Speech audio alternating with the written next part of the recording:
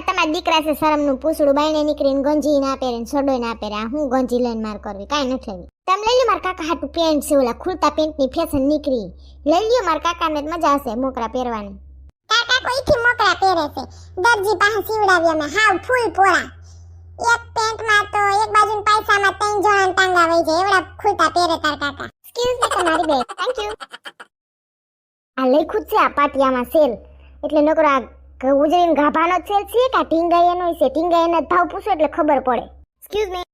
હા બોલો ને.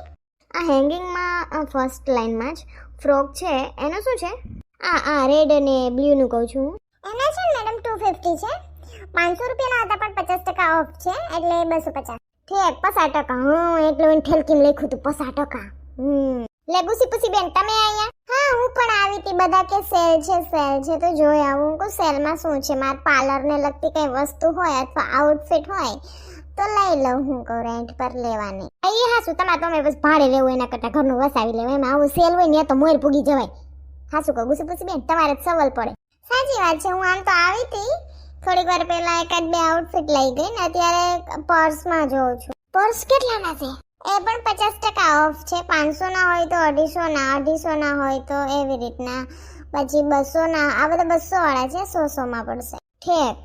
ના ના મારે પર્સ નથી જોતા, પછી સંજય રાયડું નાખે કબાટ ભર્યો પર્સ નો, ક્યાંય ટીંગાડવા નહીં. લીધા પર્સ નથી લેવા મારે. ઓલું ખારા કલરનું અસરનું છે ફરાકડું, જોવો જ જલપાબેન? હા પેલું પૂતળાને પહેરાવ્યું છે એ જ કહો છો ને તમે? હા હમણાં મારી બેનપણી લગન છે, એમાં ઓલું આગળ હું મુહૂર્તમાં ઓલું કરે, એમાં